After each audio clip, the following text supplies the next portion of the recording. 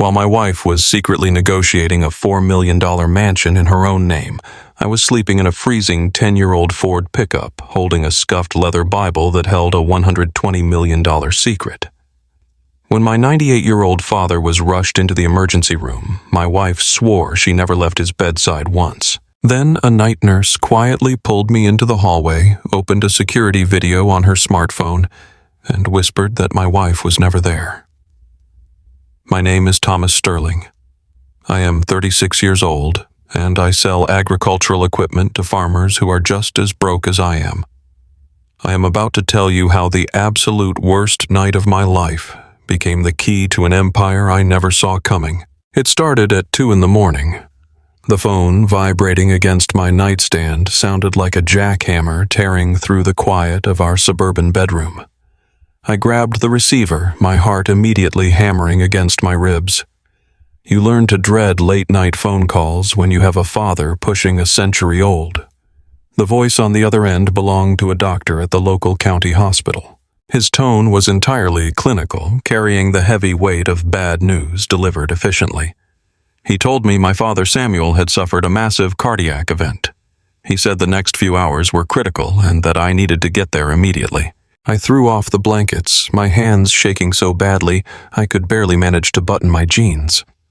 I looked over at the empty side of the bed. My wife Chloe was a high-end luxury real estate broker. She worked wild hours, constantly chasing multi-million-dollar commissions and networking with corporate executives who looked right through a guy like me. She had texted me earlier saying she had a late client dinner and would go straight to the hospital to check on my dad, who had been feeling weak all week. I grabbed my keys and sprinted out to the driveway. The night air was biting, a harsh reminder of how cold things had gotten both in the weather and in my marriage. I climbed into my battered Ford pickup, the engine sputtering and whining before finally turning over. As I sped down the empty dark roads toward the hospital, panic gripped my throat. My dad was everything to me. He raised me alone after my mother passed away. He owned a small, dusty hardware store his whole life and taught me the value of a hard day of work. But lately, hard work was not paying the bills. The agricultural market was tanking my sales. Commissions were non-existent, and Chloe made sure to remind me of my financial failures every single day.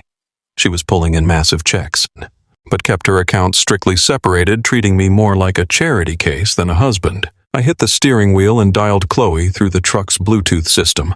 It rang twice before she answered. Her voice came through the speakers, sounding perfectly calm, impossibly soothing, and dripping with absolute devotion. I asked her where she was, my voice cracking with panic. She hushed me gently, using that sweet, practiced tone she reserved for closing major real estate deals. She told me to take a deep breath. She said she was already at the hospital. She claimed she had rushed over the moment she heard Dad was feeling worse. She swore to me that she had been sitting in the intensive care unit for 3 straight hours. She painted a beautiful, vivid picture. She told me she was sitting right beside his bed, holding his fragile hand, and talking to him so he would not feel afraid. She told me not to speed to drive safely and that she had everything completely under control. A massive wave of relief washed over me. The tension in my neck finally loosened. For months I had been harboring deep, painful doubts about our marriage. I thought she was pulling away. I thought she viewed my family as a burden. But hearing her voice, so steady and supportive in my darkest hour, made me feel a crushing sense of guilt for ever doubting her character. I thanked her profusely, told her I loved her, and pushed the truck 10 miles over the speed limit. I pulled into the hospital parking lot, killed the engine, and sprinted through the sliding glass doors of the emergency room. The harsh fluorescent lights burned my eyes. The smell of antiseptic and floor wax hit my lungs. I bypassed the front desk and took the stairs 2 at a time up to the intensive care unit on the 3rd floor. I navigated the maze of sterile white hallways, reading the room numbers until I reached room 412. I paused outside the heavy wooden door, taking a deep breath to steady myself. I expected to walk in and see my beautiful wife keeping a loving vigil over the man who raised me. I pushed the door open. The room was freezing. The rhythmic, agonizing beep of the heart monitor echoed off the blank walls. My father lay in the center of the bed, pale, frail, and hooked up to a tangle of tubes and wires. He looked so small, completely swallowed by the sterile hospital environment. I looked to the right side of the bed. The visitor chair was perfectly tucked under the window. The thin hospital blanket rested on the armrest, completely untouched. There was no one holding his hand. There was no one whispering comforting words. Chloe was not there. The room was entirely suffocatingly empty. Confusion hit me first quickly, followed by a rising tide of frantic worry. I convinced myself she had just stepped out for a moment. Maybe she needed to use the restroom. Maybe she went to find a doctor for an update. I leaned over my father, kissed his cold forehead, and promised him I would be right back. I stepped out of the room and began walking the length of the intensive care ward. I checked the waiting area at the end of the hall. It was deserted save for a vending machine humming in the corner. I checked the family consultation rooms. They were completely dark. I walked up to the central charting station, my pulse quickening. A veteran night shift nurse was sitting behind the high counter. Her name tag read Sarah. She had the tired, perceptive eyes of a woman who had spent 30 years watching families fall apart in hospital corridors. She looked up from her computer screen, her expression unreadable but sharp. I approached the desk, politely apologizing for interrupting her. I explained that my father was in room 412. I told her I was looking for my wife, a tall woman in a designer trench coat who had been sitting with him all night. Sarah stopped typing. Her hands hovered over the keyboard. She looked at me, then looked down the hallway, and then looked back at me. Her face shifted from professional neutrality to a deep, disgusted pity. She stood up from her chair, walked around the counter, and gestured for me to follow her. She did not say a word until we stepped into a small, windowless supply alcove out of the main line of sight. She kept her voice to a low, urgent whisper. She told me she saw my wife arrive earlier. Then she reached into her scrub pocket and pulled out her personal smartphone. She explained that after decades on the job, she had developed a sixth sense for people who were only playing a part. She said she recorded the security monitor feed at the nurse's station because she knew sooner or later I was going to walk through those doors looking for a woman who was living a lie. She pressed play on the video and handed the phone to me. The black and white security footage was crystal clear. The timestamp in the corner read 1:15 in the morning. I watched as the elevator doors opened. Chloe stepped out wearing her expensive Burberry coat, her heels clicking silently on the digital feed. But her face was not filled with worry. She looked profoundly annoyed, checking her luxury watch as if she were late for a far more important appointment. I watched the screen as she walked directly to my father's room. The camera angle caught the reflection through the hallway window. Chloe stepped inside. She did not sit in the chair. She did not pull the blanket over him. She did not reach for his hand. Instead, she stood over his unconscious body and pulled her phone out of her purse. She spent 10 seconds adjusting her hair, tilting her head to find the perfect angle, and snapped a selfie with my dying father in the background. It was a calculated, staged photo opportunity, a prop for her to use later to prove what a dedicated wife she was. The video continued. Chloe turned her back on Samuel and walked right out of the room. The timestamp showed she had been inside for less than 4 minutes, but the most damning part was what happened next. Out in the hallway, a man in a cheap, dirty jacket approached her. He looked like a drifter someone pulled right off the street. Chloe opened her designer purse, pulled out a thick white envelope, and handed it directly to the stranger. She pointed to the door of room 412, giving him clear instructions. She paid a random stranger to stand guard outside my father's door, creating the illusion of a family presence so the nursing staff would not call me to complain that he was abandoned. After handing over the cash, Chloe turned on her heel, walked back to the elevator, and disappeared. I stood in that cramped supply closet, staring at the frozen frame of the video. The air was completely sucked out of my lungs. My entire reality fractured in a matter of seconds. 10 years of marriage. 10 years of compromises. 10 years of me believing that beneath her ambition, she actually cared about me and my family. It was all a meticulously engineered lie. She had not just abandoned an old man in his darkest hour. She had orchestrated a sociopathic cover-up so she could be somewhere else doing something she deemed more important. Sarah gently took the phone from my trembling hands. She told me she was deeply sorry. She said the hired stranger had wandered off an hour ago, completely bored, leaving my father utterly alone until I arrived. A cold, terrifying clarity washed over me. The panic and the fear evaporated instantly, replaced by a hardened, absolute rage. I thanked Sarah, my voice dropping an octave. I stepped out of the alcove and walked back into the bright main hallway. I pulled my phone out of my pocket and selected Chloe's contact. I pressed the call button and raised the phone to my ear, listening to the dial tone ring through the silence of the hospital floor. I stared straight down the corridor at the heavy metal elevator doors. The phone rang twice. Before the third ring, the elevator dinged. The metal doors slid open. Chloe stepped out onto the intensive care floor. She was holding a steaming cup of artisan coffee from a luxury cafe down the street. She caught sight of me standing 30 feet away. Instantly, like a seasoned actress stepping onto a stage, her posture shifted. Her shoulders slumped.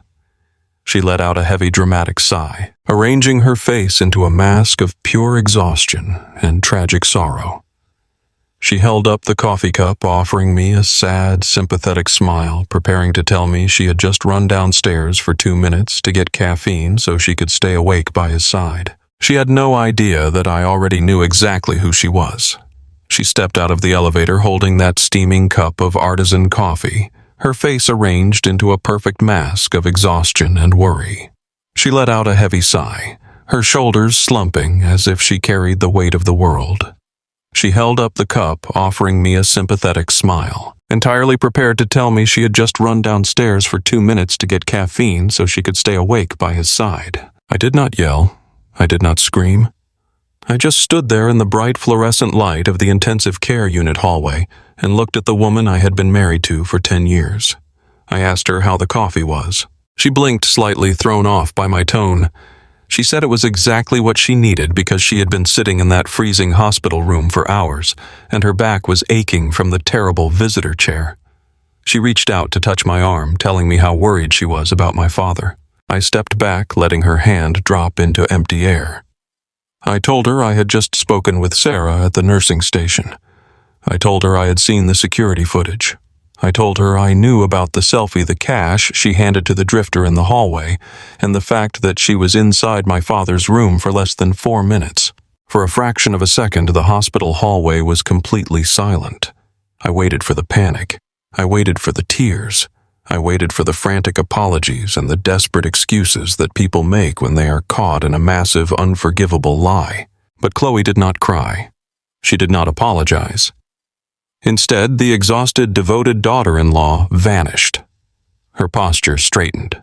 The fake sympathy melted right off her face, replaced by a cold, hardened stare that made her look like a complete stranger.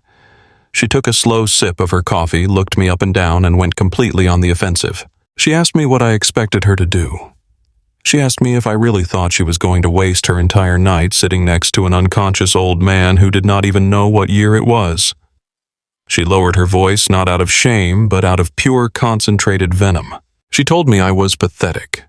She said I was a stagnant, small-minded failure who was obsessed with the past. She stepped closer, her designer perfume masking the smell of the hospital antiseptic. She revealed exactly where she had been. She told me she had left the hospital to finalize the paperwork on a $4 million commercial real estate deal. She said she was sitting in a luxury hotel lounge negotiating a massive commission while I was weeping over a dying man who had nothing to his name but a failing heart and a scuffed leather Bible. She pointed a manicured finger at my chest and said someone had to fund this family. She said someone had to secure our future while I wasted my life driving hundreds of miles a week to sell farming tractors to dirt-poor clients who could barely afford the diesel to run them. She mocked my career. She mocked my loyalty. She completely dismantled my worth as a husband and as a man. I stood there feeling the blood pounding in my ears. I asked her how she could be so completely heartless. I asked her how she could stage a photo with my dying father just to pretend she cared. She laughed. It was a short, sharp sound that echoed off the linoleum floor. She said she did it because optics matter. She said successful people understand how to manage appearances, while people like me are too busy drowning in misplaced sentimentality to ever build anything of actual value. She told me my father was a relic who spent his whole life running a dusty, irrelevant hardware store, and that I was following right in his miserable footsteps. I felt a sickness spreading in my stomach. I realized she had never respected me. Every time I celebrated a modest sales quarter, every time I talked about honest hard work, she had been secretly looking down on me, viewing me as a financial anchor, dragging down her luxury lifestyle. Chloe turned around and pressed the button for the elevator. She did not even look back at me. She stared at her own reflection in the polished metal doors. She told me she was entirely done carrying dead weight. She said she had outgrown me years ago and that tonight was the final straw. The elevator arrived with a soft chime. She stepped inside, turned to face me, and delivered her final blow. She told me not to bother coming home. The doors slid shut, severing our 10-year marriage in the span of a 5-minute conversation. I did not chase after her. I turned around and walked back into room 412. I pulled the stiff plastic visitor chair right up to the edge of the bed and sat down. For the rest of the night, I listened to the steady, agonizing beep of the heart monitor. I watched the rise and fall of my father's chest, wondering how my life had become completely unrecognizable in a single evening. My father had taught me that marriage was a sacred partnership built on unwavering trust and mutual sacrifice. I had spent a decade believing I was in a partnership, only to discover I was an unwitting participant in a corporate transaction. When the morning light finally broke through the hospital blinds, casting a pale gray glow over the intensive care unit, a daytime nurse came in to check my father's vitals. She told me his condition was stable but highly critical. She suggested I go home, take a hot shower, get a change of clothes, and come back feeling refreshed. It seemed like a logical plan. I needed a moment to breathe, to figure out how to navigate the absolute wreckage of my marriage while managing my father's medical crisis. I walked out to the parking lot and climbed into my freezing 10-year-old Ford pickup. The drive back to our suburban neighborhood was a blur. The streets were quiet, filled with ordinary people waking up to ordinary lives, entirely unaware of the absolute nightmare I was living. I pulled into my driveway, the gravel crunching under my tires. The house looked exactly the same as it had when I frantically left it at 2 a.m. I walked up the front steps, my muscles aching with exhaustion. I pulled my house key from my pocket and slid it into the deadbolt. It did not turn. I jiggled it, thinking the cold metal was just sticking. I pushed harder, but the mechanism was completely blocked. I looked closely at the lock and realized the brass cylinder was entirely brand new. The locks had been changed. Before I could even process the reality of being locked out of the house, I had spent years paying the mortgage on a man stepped out from the shadow of my front porch. He was wearing a cheap windbreaker and holding a thick, legal-sized envelope. He asked if I was Thomas Sterling. I nodded, too stunned to speak. He shoved the envelope against my chest, said, "You have been served." "Been?" and quickly walked away to a car parked across the street. I stood on my own front porch, my hands trembling violently as I tore open the heavy envelope. The documents inside were a brutal, calculated legal strike. They were emergency divorce filings, accompanied by a temporary restraining order, granting Chloe exclusive immediate occupancy of our primary residence. But the most terrifying part was the signature at the bottom of the legal petitions. The documents were processed and filed electronically by a massive, high-powered wealth management firm, the exact firm where Chloe's older brother Bradley worked as a regional vice president. Bradley was a slick, aggressive corporate banker who had always viewed me with undisguised contempt. He wore custom-tailored suits and treated every family gathering like a hostile boardroom negotiation. I realized instantly that this was not a spontaneous reaction to our argument at the hospital. You do not get a judge to sign an emergency order and have a locksmith change the deadbolts at 7 a.m. by accident. Chloe and Bradley had planned this. They had prepared this legal ambush well in advance, waiting for the perfect moment of vulnerability to drop the hammer and completely sever me from my own life. Panic began to rise in my chest. If Bradley was involved, This was not just a simple divorce. This was a coordinated financial execution.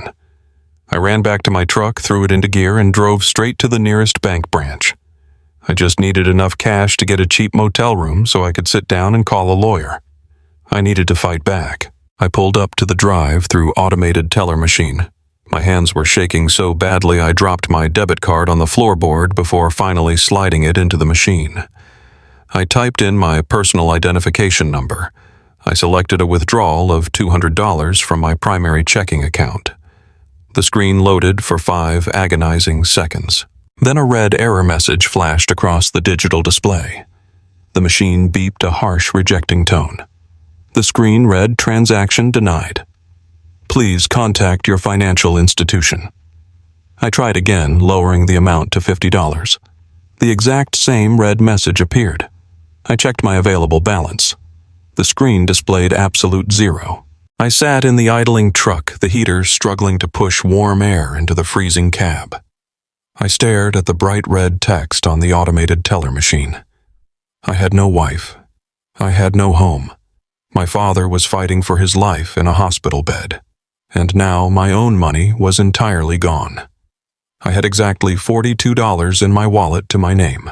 I was completely, utterly trapped.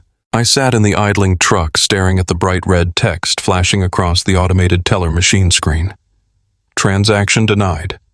Please contact your financial institution. My breath plumed in the freezing air of the cab as the reality of my situation began to crush the oxygen out of my lungs. I reached into my coat pocket and pulled out my wallet. I counted exactly $42 in crumpled bills. That was it. That was the sum total of my available existence. $85,000 was supposed to be sitting safely in that primary joint checking account.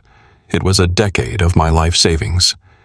It was money I earned by driving thousands of miles across the American Midwest selling heavy agricultural equipment to farmers, enduring brutal quotas and endless nights in cheap motels. More importantly, it was money I had saved specifically to ensure my father would always have the highest quality medical care in his final years. I grabbed my smartphone with completely numb fingers and dialed the customer service number on the back of my bank card. The automated voice system forced me through a maddening labyrinth of menus and security questions. When I finally reached a human representative, I tried to keep the rising tide of panic out of my voice. I explained the situation, providing my account numbers and identification. The representative placed me on a brief hold. The terrible tinny hold music echoed in the cramped space of my truck. When the representative returned to the line, his entire tone had changed. It was rigid, formal, and strictly legally defensive. He informed me that the entire balance of my checking and savings accounts had been lawfully transferred into an inaccessible escrow account. I raised my voice, demanding to know how a total liquidation of my assets was possible without my direct authorization. The representative read the official notes on my file. He stated that the transfer was initiated by a joint account holder and executed under an emergency court order pending a highly contested divorce settlement. The executing entity managing the freeze was a corporate wealth management firm. It was Bradley's firm. My brother-in-law had found a hidden malicious loophole in the joint banking agreement Chloe and I had signed the week before our wedding a decade ago. He used his high-level executive clearance at the corporate bank to fast-track a total asset freeze before the ink on the divorce papers was even dry. He deliberately and maliciously orchestrated this financial blackout so I would be left completely destitute on the exact same day my father was fighting for his life in an intensive care unit. The phone vibrated violently against my palm. An incoming call from an unsaved number flashed on the bright screen. I answered it, pressing the phone hard against my ear. Bradley's voice came through the speaker. It was remarkably smooth, perfectly polished, and dripping with corporate arrogance. He sounded exactly like a man closing a hostile corporate takeover. He greeted me with a soft, condescending chuckle. He said he assumed I was currently sitting in my rusted pickup truck outside a bank branch, finally realizing that I had absolutely nothing left. I gripped the steering wheel so hard my knuckles turned white. I demanded to know what he did with my money. I told him he was stealing funds meant to keep a dying man alive. Bradley did not raise his voice. He spoke with the terrifying absolute calm of a predator who held all the winning cards. He corrected me, stating that he was simply fulfilling his fiduciary duty by securing marital assets during a high-conflict separation. He told me I was acting erratic, emotional, and financially irresponsible. He proudly revealed that his legal team had already filed an addendum with the family court characterizing me as mentally unstable and prone to dangerous outbursts due to the grief of my father's condition. He systematically dismantled my remaining confidence. He told me that a man with zero financial resources, no permanent residence, and documented emotional instability was entirely legally unfit to act as a primary medical proxy for a vulnerable senior citizen. He called me a walking liability. He suggested that I walk away quietly and surrender my medical rights before he forced the courts to strip away whatever tiny shred of dignity I still possessed. I told him I would fight him until my absolute last breath. I promised him I would tear his corrupt corporate life apart piece by piece. Bradley sighed heavily, adopting the tone of a disappointed parent dealing with a stubborn child. He said I could not fight a war when I could not even afford a cup of coffee. He advised me to enjoy sleeping in the cold and ended the call. The line went completely dead. The silence in the truck cab was deafening. I looked through the frosted windshield at the massive hospital complex towering over the dark parking lot. My father was up there on the third floor, surrounded by brilliant machines working desperately to keep his heart beating. I was down here trapped at absolute rock bottom. I reached forward and turned off the ignition to save the quarter tank of gas I had left. The temperature inside the vehicle dropped rapidly. I pulled my thin jacket tight around my chest, locked the doors, and curled up across the torn fabric of the bench seat. I spent the entire night shivering violently in the dark. Every time I managed to close my eyes, I saw Chloe smiling perfectly as she handed that thick envelope of cash to a drifter.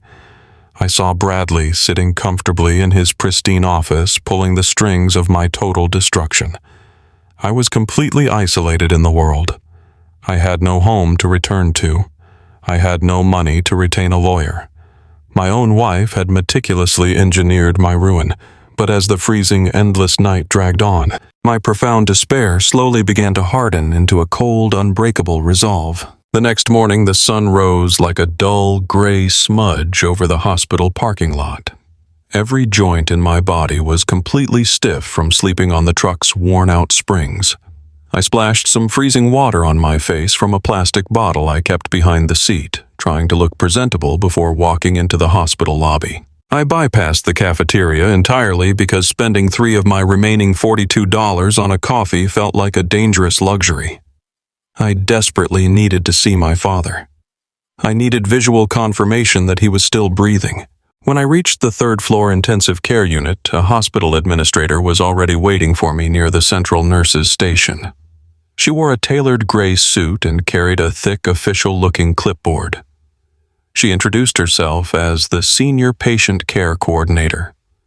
Her face was expertly trained to show sympathy, but her rigid posture meant strict business. She asked me to step into a private windowless consultation room just down the hall. We sat down across a small laminate table.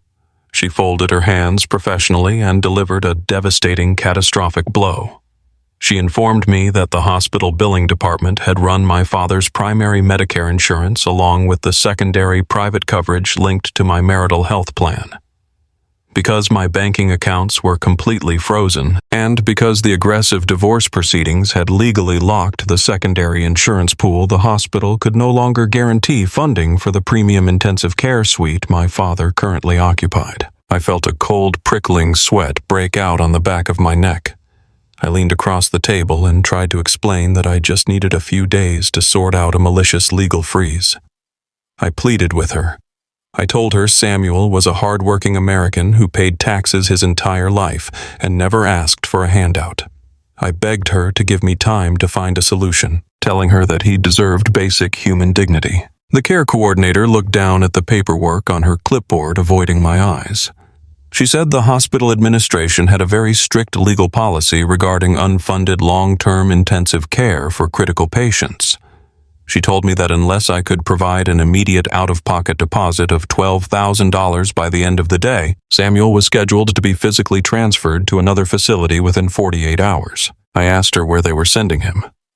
I assumed she meant a different floor in the same building, or perhaps a standard recovery ward where the daily costs were lower. Her answer made the blood freeze in my veins. She named a state-run hospice facility located on the crumbling edge of the county limit. Everyone in our town knew the dark reputation of this specific place. It was a severely underfunded, chronically understaffed warehouse for the forgotten. It was a bleak building where people without resources were sent to quietly fade away in crowded rooms with minimal medical supervision. Sending a 98-year-old man with a failing heart to that specific facility was an absolute, undeniable death sentence. I stood up from the table, my chair scraping harshly against the floor. My voice shook with a potent mixture of raw fear and explosive outrage. I told her she absolutely could not move him. I stated clearly that I was his only son and his legally documented medical proxy. I had the absolute right to refuse the transfer. She looked up at me with deep, genuine pity. She gently explained that the hospital legal department had received a formal injunction that very morning. The legal notice officially challenged my competency as a medical proxy, citing extreme financial distress, lack of permanent housing, and a pending court order questioning my mental stability. The devastating notice was filed directly by Bradley's wealth management firm on behalf of my wife. The blank walls of the small consultation room felt like they were rapidly closing in on me. The air grew incredibly thin. In that suffocating moment, I finally saw the entire terrifying picture clearly. This was never just about a sudden bitter divorce. Chloe and Bradley were not simply trying to take the suburban house, steal my meager life savings, or humiliate me in court. They were intentionally, surgically, and maliciously removing my legal ability to care for my own father. They were cutting off the vital insurance, freezing the banking accounts, and challenging my proxy status to render me entirely powerless. But the motivation made absolutely no sense. My father was a humble, quiet man who lived a remarkably simple life. He drove a battered sedan and lived in a modest, aging house that was already heavily mortgaged to the bank. He possessed nothing of significant financial value.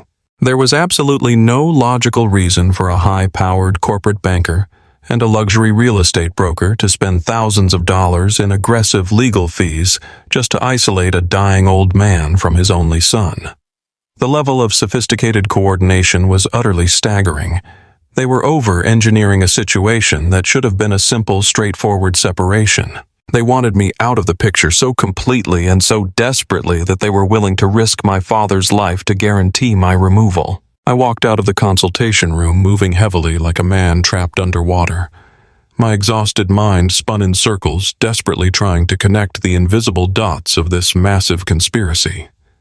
I walked slowly down the bright, sterile hallway toward room 412. I was completely out of options. The $42 in my pocket felt like a cruel, mocking joke. I had no legal representation to fight the injunction. I had no leverage to negotiate with the hospital.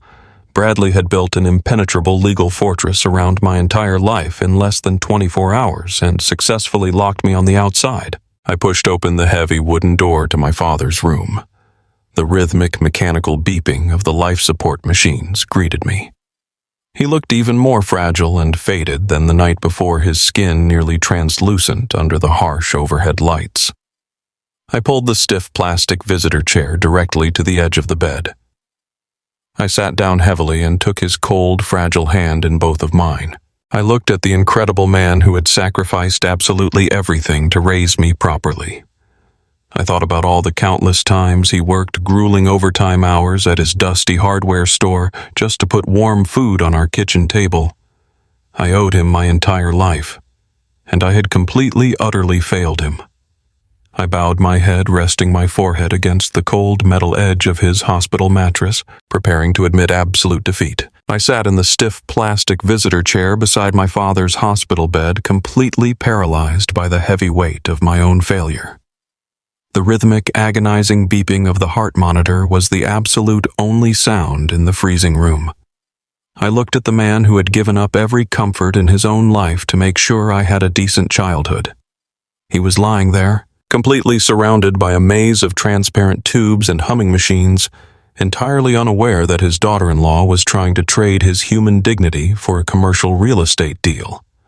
The senior care coordinator had given me exactly 48 hours. If I could not produce $12,000 in cash by the end of tomorrow, my father would be loaded into the back of a transport ambulance and shipped to a severely underfunded state-run facility on the edge of the county. I knew exactly what that place was. It was a dark, overcrowded warehouse where people without money were sent to quietly fade away in the shadows.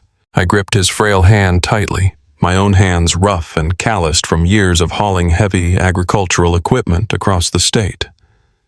I felt completely and utterly hollowed out. I had spent my entire adult life trying to play by the rules.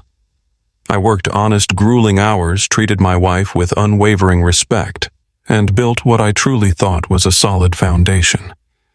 In a single night, Chloe and her brother Bradley had dismantled absolutely everything I owned using corporate banking loopholes and sheer, calculated cruelty. I had exactly $42 in my pocket. My checking accounts were frozen. I had no home to return to, no lawyer to defend me, and no power to stop the massive legal machine Bradley had maliciously activated against me. I pressed my forehead against the cold metal railing of the hospital bed and did something I had not done since I was a little boy. I wept. The tears were born out of pure, unadulterated shame. I felt like the ultimate failure. I was a son who could not even protect the man who had protected him from the harshness of the world. As I sat there suffocating under my own crushing guilt, I felt a very faint pressure against the palm of my hand. I froze instantly. I slowly lifted my head and wiped my face with the back of my jacket sleeve. My father's fingers were twitching. His eyelids fluttered, fighting a desperate battle against the heavy sedatives pumping through his intravenous line. I leaned in close, holding my breath, terrified to break the moment. His eyes opened. They were cloudy at first, struggling to focus against the harsh fluorescent lights of the intensive care unit. But as he looked up at me, that familiar sharp clarity broke right through the medical haze. He was incredibly weak, his breathing shallow and labored, but his mind was absolutely present. I gripped his hand tighter. I tried to force a reassuring smile, but my voice broke the exact moment I spoke. I told him he was in the hospital. I told him he had a bad heart attack, but the doctors said he was going to pull through just fine. I tried to play the role of the confident, capable son, but the lies tasted like dry ash in my mouth. My father squeezed my hand again, stopping my rambling. He did not want false comfort. He knew his own body better than anyone. He looked deep into my eyes and saw the absolute devastation written all over my face. He tried to speak around the clear plastic oxygen tube, his voice nothing more than a dry, raspy whisper. He asked me what was wrong. I could not lie to him anymore. The heavy dam inside me broke, and the entire horrific truth spilled out in a rushed, frantic confession. I told him absolutely everything. I told him that Chloe had staged a fake hospital visit and abandoned him to negotiate a property deal. I told him she filed for an emergency divorce and changed the locks on our home. I told him that Bradley used his executive power at the corporate bank to legally freeze my entire life savings in a contested escrow account, cutting off my access to every single dime. The shame burned my throat as I reached the absolute worst part of the nightmare. I looked down at the linoleum floor because I could not bear to look him in the eye. I told him that the hospital was threatening to transfer him to the state-run hospice facility in 2 days, because I could not access the funds to pay for his intensive care suite. I told him I failed him. I begged for his forgiveness. I told him I was completely powerless against their corporate money and their aggressive lawyers. I expected him to look afraid. I expected him to feel the same crushing despair that was currently suffocating me. But when I finally looked up, his expression was completely unchanged. He did not look like a victim. He looked like a man who had anticipated this exact storm for decades. He slowly turned his head toward the small wooden bedside table. I followed his gaze. Resting next to a plastic water pitcher was the old scuffed leather Bible I had grabbed from his house when the ambulance first arrived. It was his most prized possession. He had kept it on the front counter of his dusty hardware store for 40 years. Its cover was dark brown, heavily worn at the corners from decades of constant handling and covered in a fine layer of age and dust. My father lifted his trembling arm off the mattress. He pointed a single, unsteady finger directly at the worn leather cover. I leaned in closer, straining to hear him over the rhythmic hissing of the oxygen machine. He looked me dead in the eye, possessing a fierce strength that completely defied his failing heart. He whispered 3 words. "They only see the dust." Before I could ask him what he meant, the monumental effort of speaking drained the last remaining reserves of his energy. His hand dropped back onto the mattress. His eyes slowly drifted shut. The heart monitor picked up a slightly faster rhythm as his breathing deepened, returning to a steady, medicated sleep. He had slipped back into a coma, leaving me standing in the freezing room with a cryptic message and a ticking clock. I stood perfectly still, the silence of the hospital room rushing back in around me. I looked at my unconscious father and then turned my attention directly to the nightstand. I reached out and picked up the heavy leather Bible. It felt incredibly dense in my hands. I ran my fingers over the scuffed dark brown cover. It was the exact same book I had seen 1,000 times during my childhood, sitting on the checkout counter of his hardware store next to the mechanical cash register. I had always assumed it was just a simple testament to his quiet, unwavering faith. I carried the book back to the plastic visitor chair and sat down. I turned it over in my hands, repeating his final words over and over in my head. They only see the dust. I brushed my thumb across the back cover, wiping away a thin layer of grime. That was when my hands, trained from years of inspecting and repairing complex agricultural machinery, noticed something fundamentally wrong with the physical structure of the object. The back cover of the Bible was abnormally thick. The leather was stiff, possessing a rigid density that did not match the flexible front cover. I gripped the edges and pressed my thumbs hard into the center of the binding. It did not bend even a fraction of an inch. There was something solid encased directly inside the leather itself. My heart began to hammer violently against my ribs. I reached into the front pocket of my jeans and pulled out my heavy-duty pocket knife, the exact same one I used every single day to cut through thick nylon baling twine and shipping crates on local farms. I flipped open the sharp steel blade. My hands were shaking, but my focus narrowed to a laser point. I carefully wedged the tip of the blade into the heavy waxed stitching along the bottom seam of the back cover. I pushed the knife upward, slicing through the thick threads one by one. The old leather let out a soft tearing sound as I separated the inner lining from the outer shell. I pulled the flap of leather back, exposing a perfectly carved-out rectangular cavity hidden deep within the heavy binding. Inside the hollowed-out space lay 2 items wrapped tightly in a thin layer of protective wax paper. I pulled the package out, my breath catching in my throat. I unfolded the wax paper to reveal a flat brass safety deposit key. It was entirely unmarked, devoid of any banking logos or identifying numbers. Resting directly beneath the key was a small, tightly bound ledger, no larger than a standard pocket notebook. Its pages were filled with incredibly tiny, meticulous handwriting. I opened the ledger and began reading the first page. It was not a collection of religious verses or personal diary entries. It was a highly sophisticated, deeply encrypted record of financial transactions. I turned the pages rapidly, my eyes scanning neat columns of property coordinates, municipal tax lot numbers, and staggered purchase dates stretching all the way back to the 1980s. The reality of what I was holding struck me with the force of a freight train. My father was never just a simple hardware store owner barely scraping by on retail margins. He had used the humble, dusty storefront as a perfect, unassuming cover to quietly and systematically funnel every dollar of his actual profits into hard assets. For over 3 decades, while the rest of the town thought he was selling hammers and nails, Samuel had been executing a masterclass in covert land acquisition. He intentionally lived a life of extreme modesty, driving a beaten-up sedan and wearing faded flannel shirts, specifically so corporate vultures like Bradley would never look twice at his portfolio. He was absolutely right. Chloe and her wealthy brother looked at Samuel and saw a pathetic, dying old man with nothing to offer. They saw a victim they could easily crush and discard to secure their own financial dominance. They only saw the dust. They never bothered to look underneath it to see the steel foundation he had actually built. I flipped to the back of the small ledger. The final entry detailed the specific location of a private vault at a regional bank located straight across town. Beside the bank address was a single string of numbers corresponding perfectly to the brass key in my hand. A sudden electric surge of adrenaline completely incinerated my exhaustion. I looked at the clock on the hospital wall. It was 8:15 in the morning.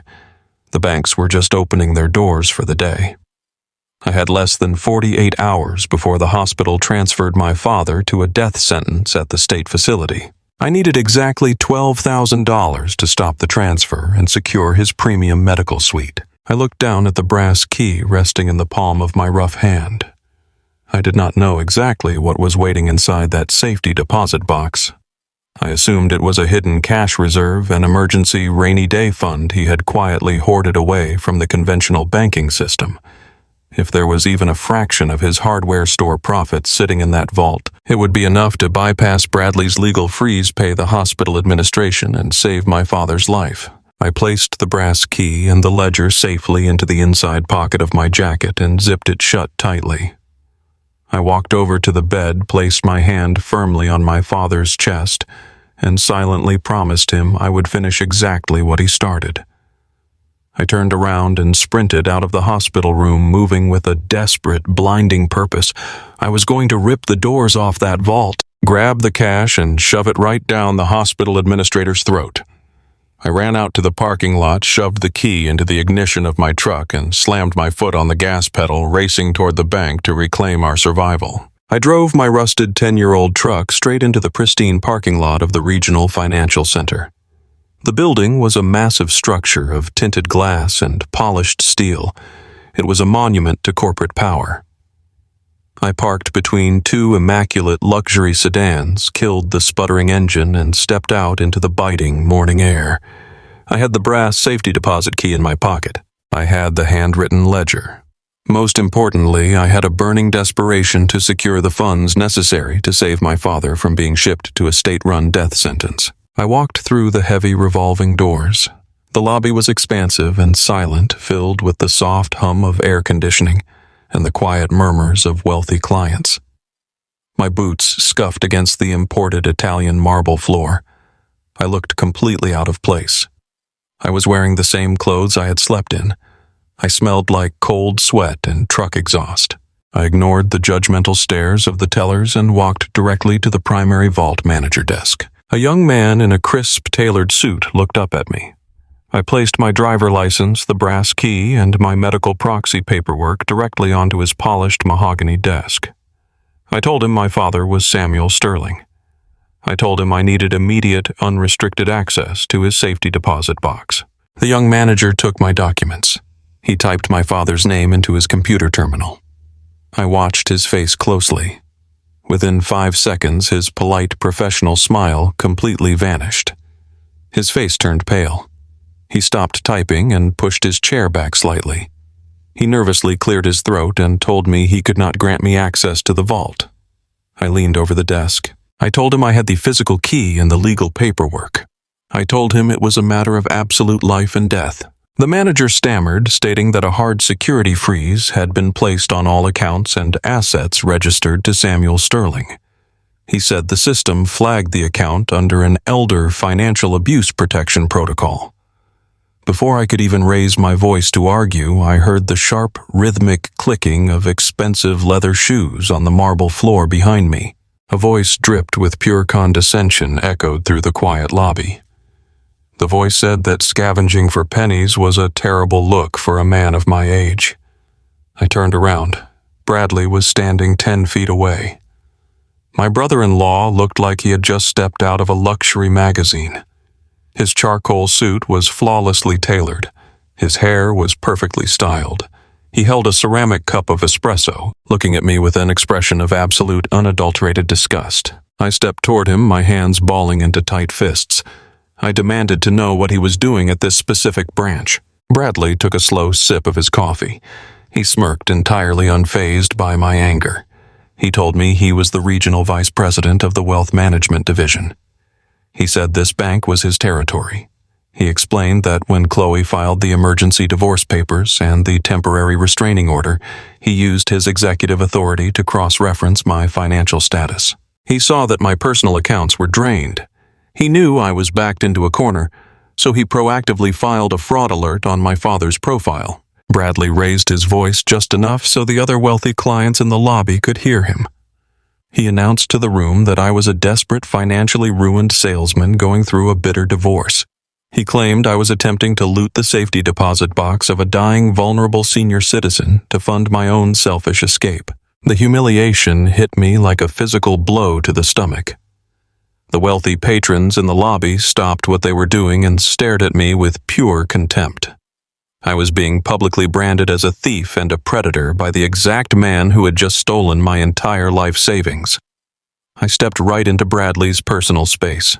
I told him he was condemning a 98-year-old man to die in a miserable state-run facility just to punish me. I told him he was a monster. Bradley did not even blink. He leaned in close, his voice dropping to a harsh, venomous whisper. He told me that my father was nothing more than a stubborn relic taking up valuable resources. He said the world belongs to people who know how to take control, and I was nothing but a spectator. He looked down at my scuffed work boots and laughed. He told me I was out of my league. He told me I was playing checkers while he was playing high-stakes chess. Then Bradley raised his hand and snapped his fingers. 2 armed bank security guards immediately stepped out from the shadows. Bradley pointed directly at me. He told the guards that I was a hostile, unauthorized individual attempting to bypass a federal banking freeze. He ordered them to remove me from the premises immediately. One of the guards grabbed my shoulder. The other grabbed my arm. They did not ask me to leave. They physically forced me backward. I struggled, yelling that I had the key, shouting that they were protecting a criminal. It did not matter. The system was entirely rigged. Bradley had the expensive suit, the corporate title, and the institutional authority. I was just a dirty, exhausted man screaming in a bank lobby. The guards shoved me through the revolving doors. I stumbled out onto the concrete sidewalk, catching myself before I fell. The heavy glass doors locked behind me. I looked back through the tinted windows. Bradley was standing in the center of the lobby, smiling widely, taking another slow sip of his espresso. He had completely blocked my only path to saving my father. I walked back to my freezing pickup truck and slammed the door shut. I rested my forehead against the cold steering wheel. My breathing was ragged and shallow. I had failed. Bradley possessed too much corporate power. He had weaponized the entire financial system against me, wrapping my father's assets in miles of bureaucratic red tape. I had no money for a lawyer to fight the freeze in court. The 48-hour deadline from the hospital felt like a tightening noose around my neck. I reached into my jacket and pulled out the brass key and the small ledger. I stared at the tiny, meticulous handwriting covering the pages. Samuel was a careful man. He was a man who measured twice before cutting once. He survived the Great Depression. He built a business from scratch. He never left anything to chance. I refused to believe he would let his entire legacy be swallowed up by a slick corporate banker without a fight. I turned on the overhead dome light and began flipping through the ledger pages again, searching desperately for any possible clue. I scanned past the long columns of property coordinates and tax lot numbers. I reached the very last page of the binding. Tucked deeply inside a small paper sleeve glued to the back cover was a faded, thick cardstock business card. I pulled it out. The card read, Harrison Caldwell, Attorney at Law. There was no glossy logo. There was no fancy corporate branding. Just an address located in the older industrial district of the city. Scrawled across the back of the card in my father's unmistakable handwriting was a single sentence. It read, This is the only lawyer in town who does not wear a leash. I fired up the truck. I did not care that I was running on fumes. I drove straight across town, leaving the pristine corporate centers behind. I navigated through narrow streets lined with old brick warehouses and faded storefronts. I found the address. It was a modest, single-story brick building with a simple wooden sign above the door. I walked inside. The office smelled like old paper, strong black coffee, and worn leather. Sitting behind a massive oak desk stacked high with legal briefs was a man in his late 60s. Harrison Caldwell had sharp, assessing eyes, a thick gray beard, and the broad shoulders of a man who used to work for a living before he ever picked up a law book. He looked up from his paperwork.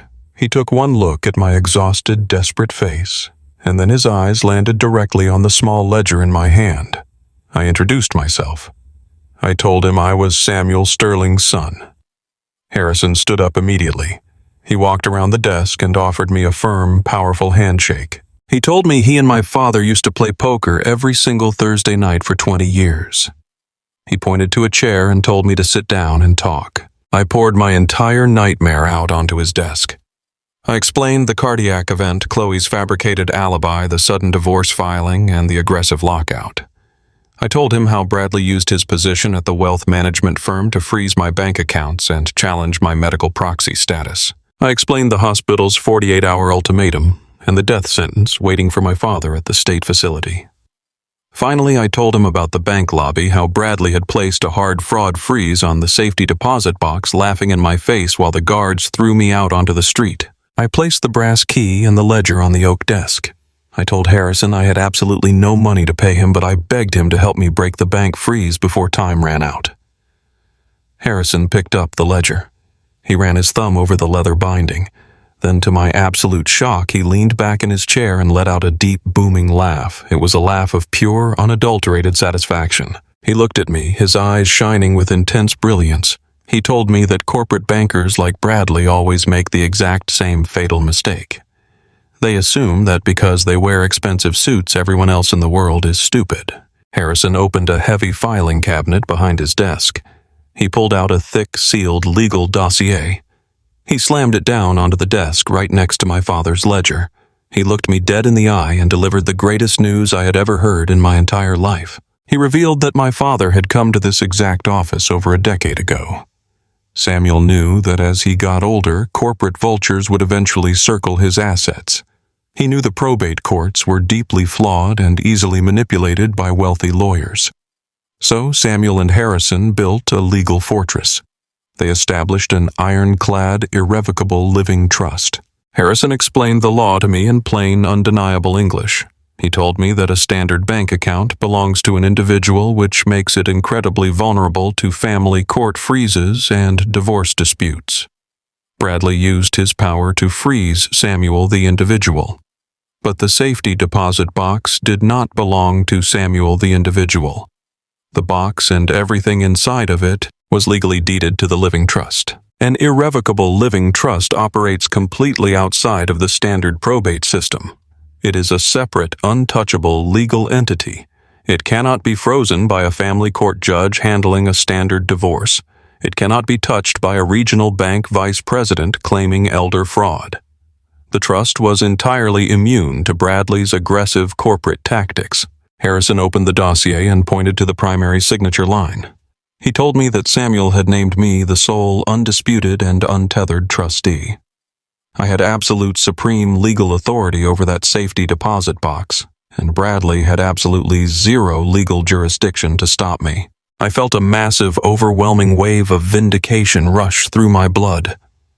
The panic that had been suffocating me for 2 days evaporated instantly. My father had seen the enemy coming from miles away. He had positioned his pieces on the board 10 years before Bradley even knew there was a game being played. Harrison did not waste another second. He turned to his computer and began furiously typing. He told me he was drafting a federal-level legal injunction. The document would legally command the regional bank to grant me immediate, unrestricted access to the vault. If Bradley or the bank manager attempted to block my access with the injunction in hand, they would be committing a severe federal crime and would face catastrophic corporate fines. Harrison printed the thick stack of papers. He stamped them with his official legal seal. He handed the documents across the desk to me. He told me to go back to that marble lobby.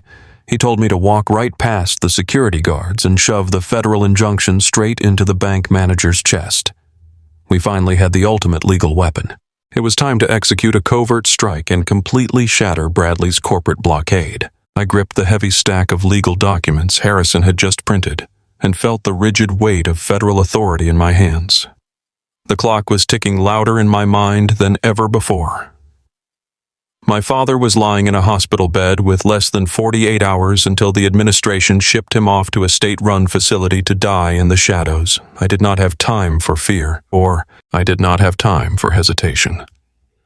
Harrison walked right beside me as we pushed through the heavy glass revolving doors of the regional financial center. The same marble lobby that had been the site of my total humiliation just hours earlier now felt like a battlefield where I finally had a weapon. We bypassed the teller lines completely and walked directly toward the branch manager desk. The young man in the crisp, tailored suit was sitting there typing away on his computer. He looked up, and the moment he recognized my face, his professional demeanor vanished into an expression of intense annoyance.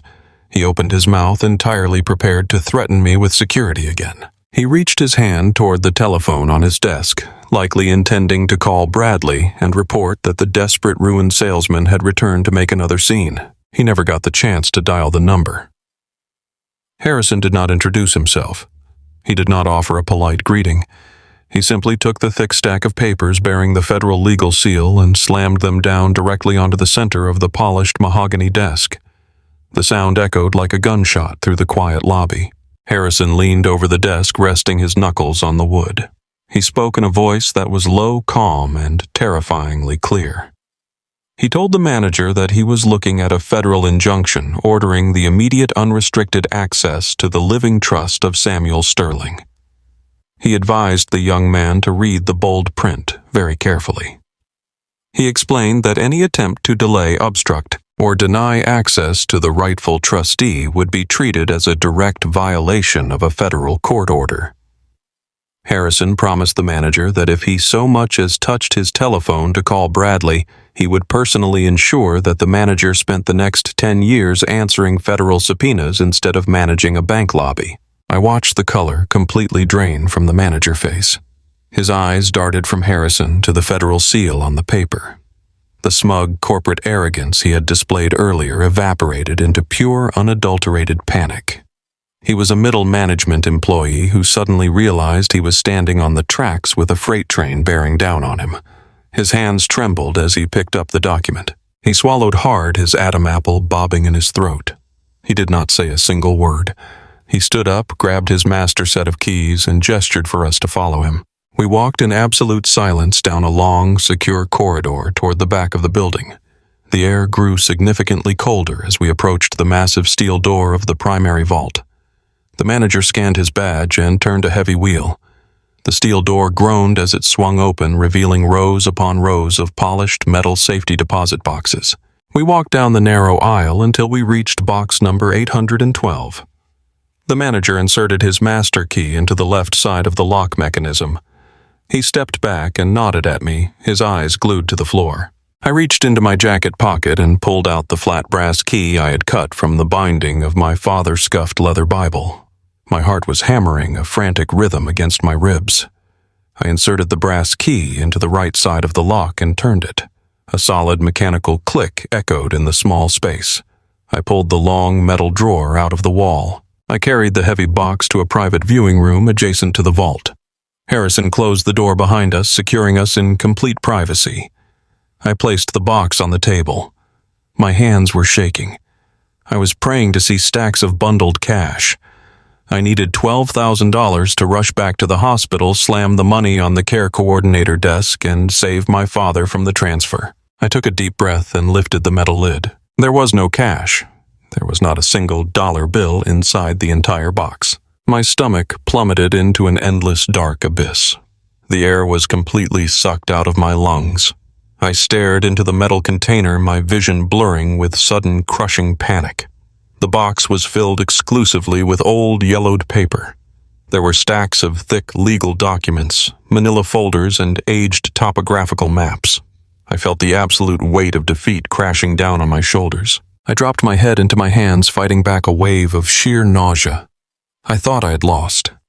I thought my father had hidden old memories instead of money, and now he was going to die in a miserable, underfunded warehouse because I could not pay his medical bills. Harrison did not panic.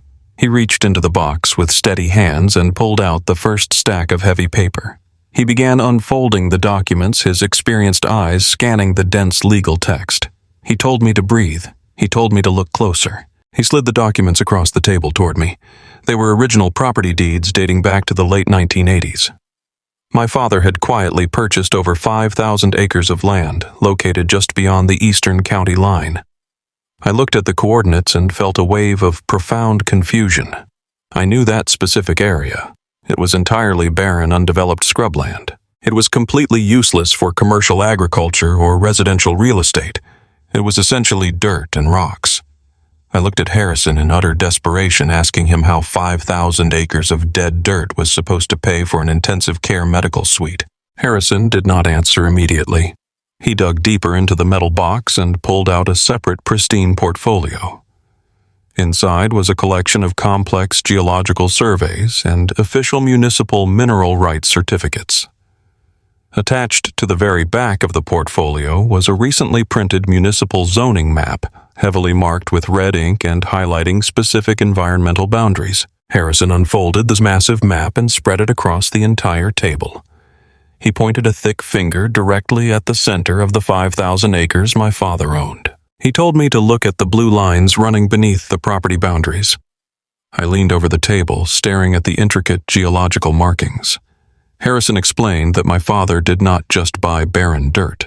He bought the exclusive, uncontested water rights to the property, and sitting directly beneath that useless scrubland was the largest, independent, untapped freshwater aquifer in the entire geographic region. I still did not fully comprehend the magnitude of the discovery. I asked him why an underground water source mattered right now when my father was running out of time. Harrison reached into the very bottom of the metal box. He pulled out a stack of pristine, unopened letters bearing the official letterhead of a massive, globally recognized Silicon Valley tech conglomerate. The letters were formally drafted buyout offers. Harrison read the details aloud, his voice dropping into a tone of absolute awe. He explained that the tech conglomerate had recently acquired the surrounding municipal land to build a hyperscale artificial intelligence data center. These enormous facilities house tens of thousands of computer servers running constantly. They generate massive, catastrophic amounts of heat. To prevent the servers from literally melting, the data center required millions of gallons of continuous independent fresh water for their industrial cooling systems. The tech company could not rely on the standard city water grid. They desperately needed an independent aquifer to make the entire multi-billion-dollar project viable. My father owned the only aquifer in the county. He held the absolute monopoly on the water they required. They could not build the data center without his land. Harrison slid the final, most recent buyout offer across the table. He told me to read the number printed at the bottom of the page. I looked at the bold black ink on the pristine white paper. The tech conglomerate was offering a guaranteed, non-negotiable cash buyout for the land and the water rights. The figure was not a few $100,000. It was not a few million.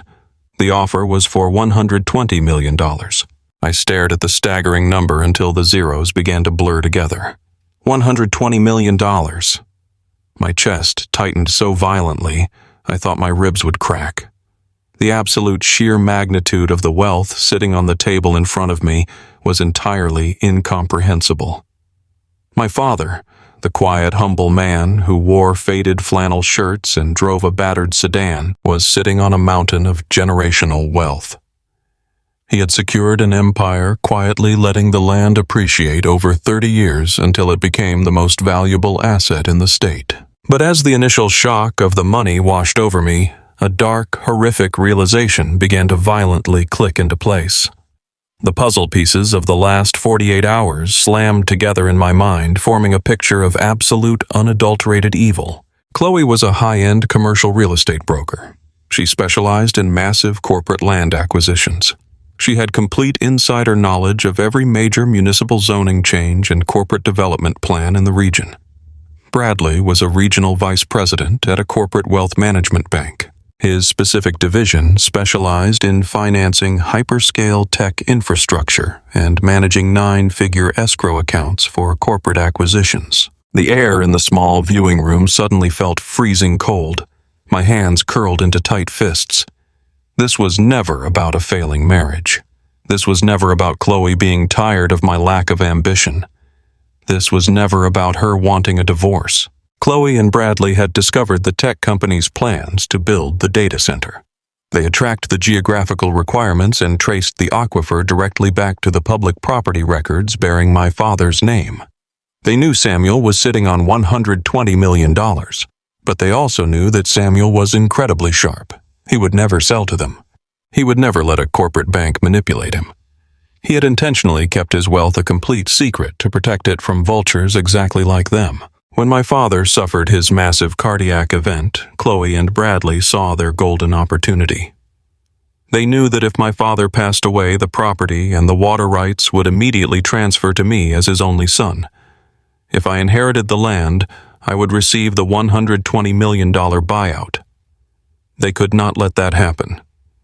They needed absolute, unquestioned legal control over Samuel's estate before he died, and they needed to completely eliminate me from the equation to do it. The staged hospital photo, the emergency divorce filing, the immediate lockout from my own home, the malicious freezing of my life savings, the legal challenge to my competency as a medical proxy. Every single devastating event was a highly coordinated, flawlessly executed corporate blockade. They intentionally drained my bank accounts so I could not afford my father's medical care. They wanted the hospital to transfer him to the state-run hospice facility, where he would quickly die without proper supervision. They were literally engineering his death and orchestrating my total financial ruin so they could swoop in, take guardianship of the estate, and execute the $120 million sale directly to the tech conglomerate through Chloe's real estate brokerage. They were going to trade my father's life and my entire future for a corporate payout. I looked at Harrison. The veteran attorney was staring at me, watching the horrific truth settle into my eyes. He did not say a word. He did not need to. The evidence of the conspiracy was sitting right on the table in front of us. A profound, terrifying calmness washed over my entire body. The panic, the sorrow, and the fear I had been carrying for 2 days evaporated, leaving behind a cold, calculating rage. Chloe had looked me dead in the eye in the hospital hallway and told me I was a stagnant failure. She told me someone had to fund the family while I sold tractors to dirt-poor farmers. She was mocking me while simultaneously plotting to steal an empire built by the very man she was leaving to die alone. I carefully gathered the deeds, the geological surveys, the zoning maps, and the buyout offers. I placed them neatly back into the pristine portfolio. I closed the metal lid of the safety deposit box. I turned to Harrison and asked him exactly how much time we had until the family court judge reviewed the medical proxy and guardianship petition Bradley had filed against me. Harrison checked his watch. He said we had exactly 48 hours before the court hearing. I picked up the portfolio. I told Harrison that we were not just going to stop the transfer to the state hospice facility. I told him we were going to build a trap. We were going to walk into that courthouse, let Chloe and Bradley perjure themselves under oath, and then we were going to completely, absolutely, and permanently destroy their entire lives. My phone vibrated against the passenger seat of my truck just as I was leaving the bank parking lot. The bright screen displayed my wife's name. It was the exact woman who had locked me out of my house, orchestrated the freezing of my life savings, and tried to condemn my father to a state-run death sentence. I stared at the ringing phone for several seconds. An hour ago, I would have answered that call with absolute terror. Now, sitting with the knowledge of a $120 million secret resting in my jacket pocket, I felt a strange, icy calm. I answered the call and brought the phone to my ear. Chloe spoke first, and her tone was completely unrecognizable from the vicious, venomous woman who had cornered me in the hospital hallway. Her voice trembled softly. She sounded incredibly vulnerable, playing the part of a heartbroken woman who had simply lost her way under immense pressure. She told me the last 2 days had been an absolute waking nightmare. She claimed the intense stress of the hospital environment had caused her to snap, pushing her to say terrible things she did not actually mean. She took a shaky breath and asked if we could meet at an upscale coffee shop downtown. She said she wanted to fix things. She said she wanted to offer an olive branch so we could navigate this tragic situation like civilized adults. I knew exactly what she was doing. I knew she was completely unaware that I had opened the safety deposit box and bypassed her brother's corporate blockade. I agreed to meet her. I drove downtown and walked into the Artisan Cafe. The air inside smelled of roasted espresso beans and expensive pastries. I spotted Chloe sitting in a quiet corner booth. She was dressed in a soft, beige cashmere sweater, her hair pulled back, simply wearing minimal makeup. She had meticulously stripped away her aggressive corporate armor to look as approachable and non-threatening as possible. I sat down across the small table from her. She immediately reached forward, attempting to place her manicured hand over my rough, calloused fingers. I slowly pulled my hand back and rested it on my lap. I kept my posture slightly hunched, and my eyes cast downward, perfectly playing the role of the defeated, exhausted tractor salesman she fully expected me to be. She let out a soft, sympathetic sigh. She opened her designer leather tote bag and pulled out a thick manila folder, sliding it gently across the wooden table toward me. She told me that she hated seeing me suffer like this. She said she had spoken extensively with her brother Bradley, and they both agreed that things had escalated far too quickly. She tapped her finger on the folder and explained that inside was a highly generous, completely amicable settlement agreement. She outlined the terms with a sickeningly sweet voice. She told me she was willing to write me a personal check for $50,000 today. She said I could keep the Ford pickup truck completely free and clear. Furthermore, she offered to personally fund my father's transfer to the state-run hospice facility out of her own pocket, framing it as an act of profound, selfless charity. She looked at me with wide, innocent eyes and said she just wanted me to have a fresh start without the crushing burden of medical debt. It was a brilliantly manipulative performance. $50,000 was a massive sum of money to a man who had exactly $42 left in his wallet. To anyone else, it would look like a miraculous lifeline. But I knew the actual math. She was offering me $50,000 to permanently walk away from a family estate worth $120 million. I asked her what the catch was. I kept my voice weak and hesitant. She offered a gentle, reassuring smile. She said there was no catch at all. However, she pointed to a specific legal clause on the second page of the settlement. She explained that because my current financial situation was so terribly unstable, the hospital administration required a wealthy corporate guarantor to officially manage the estate. She told me that Bradley's wealth management firm had graciously agreed to take on the heavy administrative burden of my father's medical proxy and estate execution. She said they would handle all the complicated paperwork so I could simply focus on grieving. All I had to do was sign my name on the dotted line, officially transferring all my legal rights as Samuel's son directly to Bradley's corporate firm. My stomach churned with absolute disgust. I sat there looking at the woman I had loved and lived with for a decade. She was literally trying to trade a dying old man's life for a Silicon Valley corporate payout. She was willing to let my father fade away in a miserable, underfunded warehouse just so she could secure the rights to an underground aquifer. The sheer, sociopathic greed required to orchestrate this exact conversation was almost impossible to comprehend. I felt a volcanic, explosive rage building in my chest, threatening to tear my throat apart. But I completely buried it. I took a deep, ragged breath and forced a look of pure relief onto my face. I looked her in the eyes and nodded slowly. I told her the offer was incredibly generous. I told her I was just so tired of fighting and that I wanted the nightmare to end. Her eyes flashed with a brilliant, victorious gleam. She reached into her purse to hand me an expensive silver pen. I held up my hand to stop her. I told her I would absolutely sign the settlement, but my lawyer advised me that I should only sign critical legal documents in front of the judge at the final guardianship hearing tomorrow morning. I said I just wanted to make sure everything was perfectly legal and officially recorded by the county court, so there would be no mistakes. Chloe hesitated for a fraction of a second, but her monumental arrogance quickly overrode any suspicion. She believed she had completely broken me. She offered a warm, victorious smile, completely convinced she had successfully stolen a fortune. She told me she would see me in court tomorrow morning and walked out of the cafe.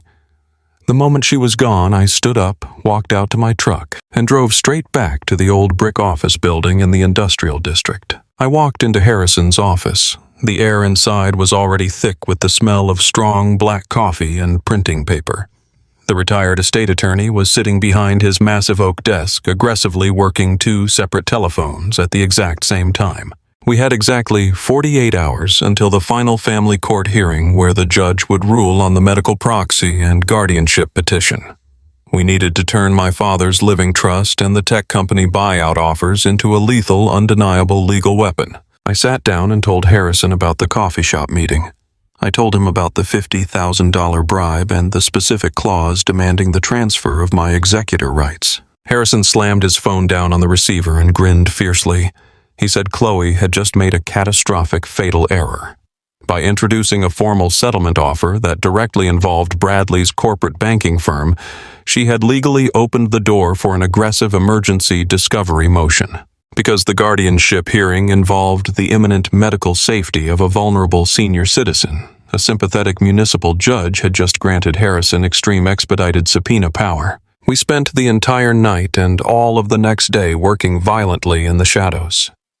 The glow of the computer monitors illuminated the dark office as stacks of subpoenaed paper began flooding out of the secure fax machine and the heavy-duty printer. We requested thousands of pages of encrypted emails, bank transfer logs, and internal corporate communications from both Chloe's real estate brokerage and Bradley's specific division at the wealth management bank. We pored over the documents, hour after grueling hour, hunting for the exact paper trail that would connect their actions. The evidence we uncovered was absolutely devastating. First, we found an internal email chain between Bradley and his bank's senior compliance officer. The digital timestamps proved that Bradley explicitly ordered the total freeze on my personal joint accounts using a completely fabricated fraud flag. He deliberately bypassed standard federal banking regulations to instantly liquidate my life savings, clearly violating his fiduciary duty. It was not just a banking error, it was highly documented, prosecutable wire fraud and federal conspiracy. But Chloe's hidden tracks were even more severe. Digging through her commercial real estate records, Harrison uncovered a complex network of newly established offshore shell companies. Using her luxury brokerage credentials, Chloe had already drafted a preliminary binding letter of intent with the massive Silicon Valley tech conglomerate. She had effectively pre-sold my father's 5,000 acres of land before she even possessed the legal right to do so. She had aggressively signed corporate contracts personally guaranteeing the tech company absolute access to the underground aquifer. She banked her entire professional and financial future on the arrogant assumption that she and Bradley could easily manipulate a grieving destitute husband into signing away his family estate. She had already spent millions of dollars in advanced corporate capital based on a property she did not legally own. The trap was utterly, flawlessly perfect. They had committed severe federal financial crimes and documented every single step of their own conspiracy on corporate servers. The sun finally rose on the morning of the court hearing, casting long shadows across Harrison's cluttered office. I went to the small bathroom down the hall and changed into the only formal clothing I owned. It was a 10-year-old suit I usually wore to agricultural sales banquets. It was slightly frayed at the cuffs, dull in color, and completely out of style.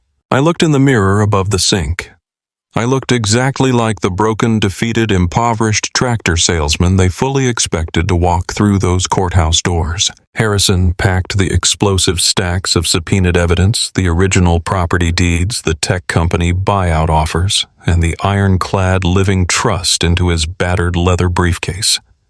He snapped the brass locks shut with a sharp, decisive click.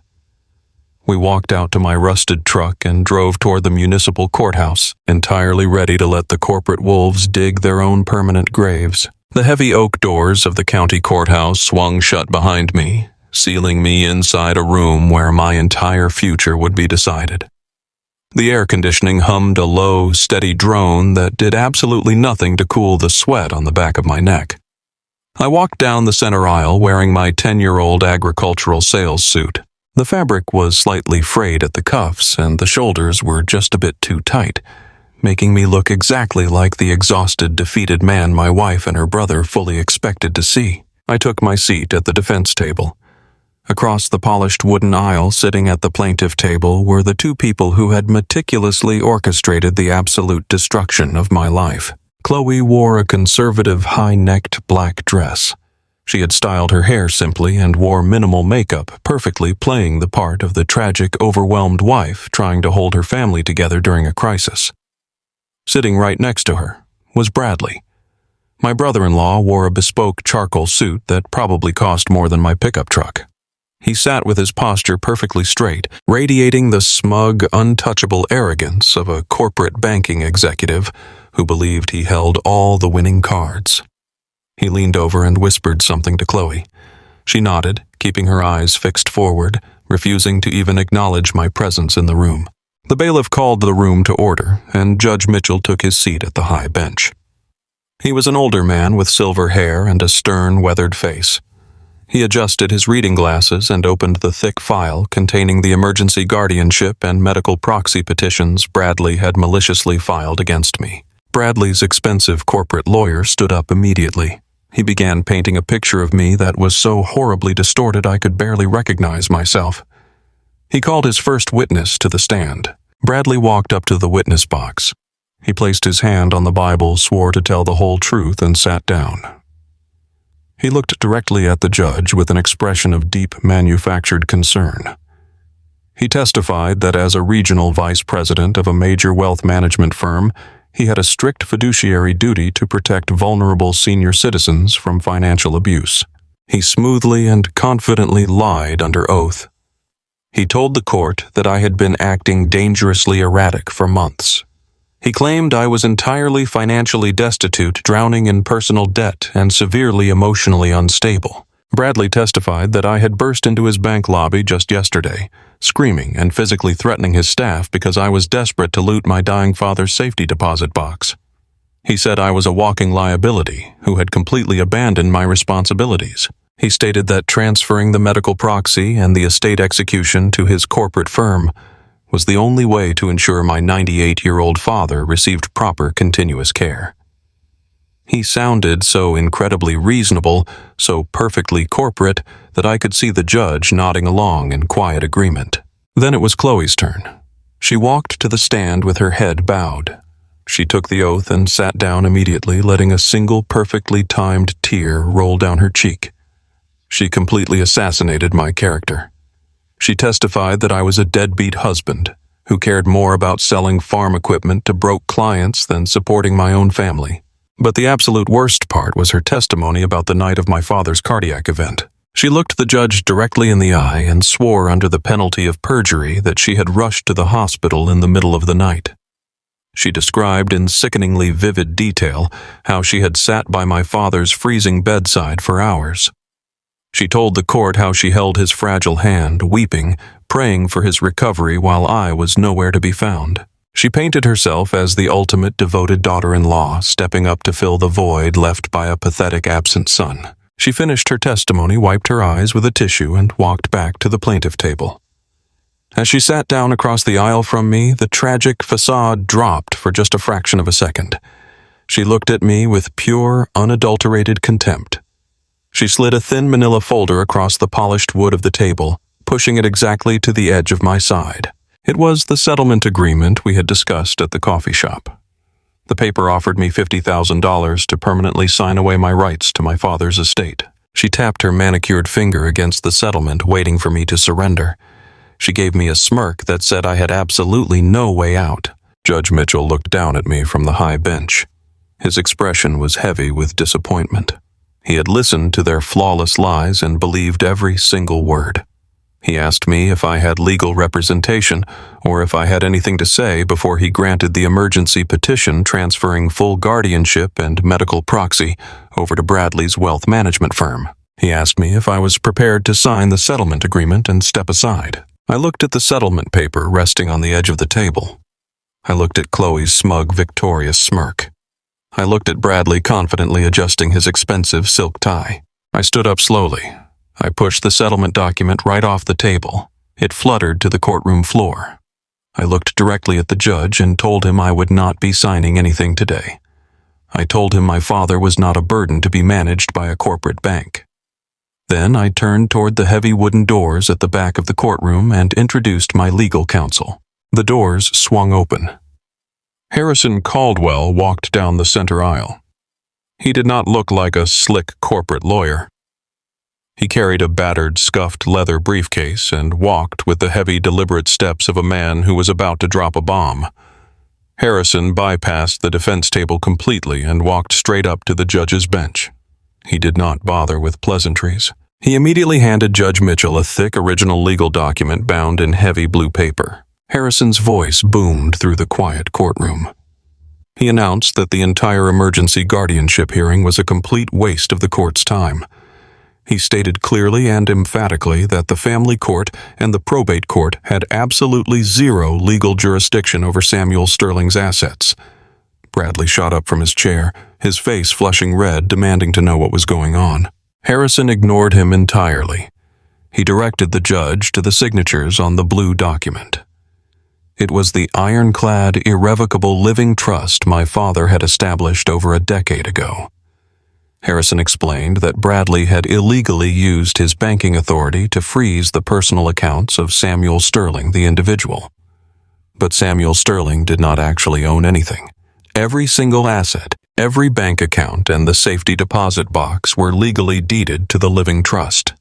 And the trust named me, Thomas Sterling, as the sole, absolute, and undisputed trustee. Bradley had frozen the wrong legal entity. I watched the smug arrogance instantly evaporate from Bradley's face. His jaw went completely slack. He sank back into his leather chair as the realization hit him that his impenetrable corporate blockade had just been effortlessly bypassed. But Harrison was not even remotely finished. He turned his attention directly to Chloe. He pulled a small digital flash drive from his pocket and requested permission to submit video evidence directly contradicting the sworn testimony the court had just heard. The judge, now sitting straight up and intensely focused, granted the request. A bailiff plugged the drive into the courtroom monitor system. Harrison pressed play. The black and white security footage from the hospital intensive care unit filled the large screen. The timestamp clearly showed 1:15 in the morning. The entire courtroom watched in absolute dead silence as Chloe stepped off the elevator in her expensive coat. They watched her walk into my father's room, pull out her smartphone, and spend 10 seconds adjusting her hair to take a staged selfie next to an unconscious dying man. They watched her walk right back out of the room less than 4 minutes later. They watched her pull a thick envelope of cash out of her designer purse and hand it to a random dirty stranger in the hallway to stand guard so she could abandon her post. A collective gasp echoed through the gallery. I looked at Chloe. The color had completely drained from her face. She looked like she was going to be physically sick. Her pristine, devoted wife narrative had just been utterly annihilated in front of a federal judge. Judge Mitchell's face turned to absolute stone. The sympathy he had shown her moments earlier instantly transformed into a cold, terrifying fury.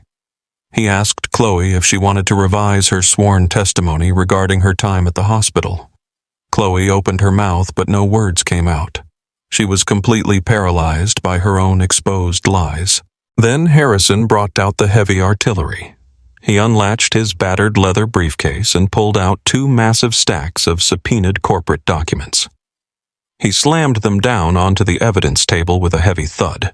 Harrison announced that he was submitting internal banking communications and offshore financial records. He handed the first stack to the judge. He explained that Bradley did not freeze my personal life savings out of a fiduciary duty. The timestamps on the internal bank emails proved that Bradley intentionally ordered the freeze using a completely fabricated fraud flag just to ensure I could not afford my father's life-saving medical care. He committed documented wire fraud to force a medical crisis. Bradley jumped to his feet again, his voice cracking with pure panic. He yelled that the documents were obtained illegally, scrambling to stop the bleeding. The judge slammed his gavel down so hard the wood echoed, ordering Bradley to sit down and remain completely silent. Harrison then handed the second stack of papers to the bench. It was the ultimate financial bomb. He revealed the existence of Chloe's hidden offshore shell companies. He presented the signed binding commercial real estate contracts she had illegally drafted with the Silicon Valley tech conglomerate. Harrison explained to the judge that Samuel Sterling's trust owned 5,000 acres of land sitting directly on top of the only independent freshwater aquifer in the county. Harrison laid the buyout offers on the desk. He stated the total value of the land was $120 million. He looked at Chloe and Bradley, his voice echoing with absolute authority. He told the court that this was never a guardianship dispute. It was a massive, highly coordinated criminal conspiracy. Chloe had fraudulently pre-sold land she did not own to a multi-billion-dollar tech company. She and her brother had orchestrated an illegal financial freeze and committed brazen perjury today in this very room, all to steal a dying man's secret empire and force his only son into absolute poverty. The silence in the courtroom was absolute and completely deafening. The trap had been flawlessly sprung. The walls had completely closed in on them. I sat at the defense table, my hands folded quietly in my lap, feeling an overwhelming, profound sense of poetic justice. I looked across the aisle. Chloe was shaking violently, tears of genuine terror streaming down her face, staring at the floor. Bradley was gripping the edge of his table, breathing heavily, looking like a man who realized he was about to lose his career, his wealth, and his freedom. The smug, untouchable superiority they had worn into this room had been entirely burned to ash. Judge Mitchell slowly took off his reading glasses. He looked down at the two antagonists with an expression of pure, unadulterated legal wrath, fully prepared to bring the absolute hammer down on their entire existence. The silence in the courtroom was absolute. It was the kind of heavy, suffocating silence that follows a catastrophic explosion. Judge Mitchell sat perfectly still behind the high mahogany bench. He stared down at the massive stack of subpoenaed documents Harrison had just submitted. For what felt like an eternity, the only sound in this room was the crisp rustle of paper as the judge turned page after page. He was reading the internal bank communications. He was reading the offshore shell company registrations. He was reading the exact, undeniable proof that the two people sitting at the plaintiff table had attempted to orchestrate a $120 million corporate heist. I sat at the defense table with my hands folded in my lap. I watched the blood completely drain from Bradley's face. The polished, untouchable corporate banking executive who had confidently marched into this room was entirely gone. He was sweating profusely. His breathing was shallow and frantic. He looked like a man who had just realized he was standing on the tracks with a freight train bearing down on him. Beside him, Chloe was completely paralyzed. The tragic, weeping, devoted daughter-in-law she had played just 10 minutes earlier had vanished. Her eyes were wide with pure, unadulterated terror. She stared at the judge, realizing that her perfectly constructed legal ambush had just become her own permanent grave. Judge Mitchell slowly took off his reading glasses. He placed them delicately on the bench. When he finally spoke, his voice was dangerously low, carrying a profound, terrifying authority that made the entire room flinch. He looked directly at Bradley. He stated that in his 30 years on the bench, he had seen families fight over money. He had seen greed make people do terrible things. But he had never, in his entire judicial career, witnessed a more disgusting predatory abuse of corporate power. The judge raised his voice, his tone turning into a roaring reprimand. He told Bradley that he had weaponized the banking system against a vulnerable citizen. He had intentionally ordered an illegal financial freeze under the fraudulent guise of elder protection. He had committed severe, documented wire fraud to intentionally deprive a dying man of his medical care. Bradley tried to stand up. He opened his mouth desperately, trying to formulate a corporate defense. He raised his hands and stammered that there had to be a misunderstanding, that he was simply following internal bank protocols. Judge Mitchell slammed his gavel down so hard the sharp crack echoed against the high ceiling. He ordered Bradley to sit down and remain completely silent. The judge declared that the emergency guardianship and medical proxy petition was immediately and permanently denied. He legally recognized the irrevocable living trust and affirmed that I was the sole, undisputed trustee of my father's entire estate. Furthermore, the judge issued an immediate emergency order commanding Bradley's wealth management firm to instantly unfreeze every single penny of my personal life savings. But the judge was not finished. He picked up the stack of bank transfer logs and looked down at Bradley with eyes like cold steel. He announced that the court was officially referring Bradley to the State Bar Association for immediate disbarment. He stated that he was directly forwarding the subpoenaed internal emails to federal banking regulators and the Federal Bureau of Investigation. The judge told Bradley he would be facing multiple counts of federal wire fraud, conspiracy, and perjury. He looked the banker dead in the eye and promised him that he would be trading his bespoke charcoal suit for a federal prison uniform. The absolute reality of his destruction finally broke Bradley. His flawless corporate composure completely shattered. He shot up from his chair, his face red with panic and blind rage, but he did not yell at the judge. He turned and pointed a trembling finger directly at his own sister. Bradley screamed that Chloe had manipulated him. He shouted to the courtroom that the entire fraudulent scheme was her idea from the very beginning. He claimed she had lied to him about the Silicon Valley tech conglomerate. He frantically tried to throw her under the bus, swearing that she had falsified the property documents and begged him to freeze my accounts so she could secure the real estate commission. Chloe jumped out of her chair, her face contorted with fury. She screamed right back at him. She called him a cowardly fool. She yelled that he was the one who authorized the banking freeze because he wanted a massive cut of the $120 million buyout.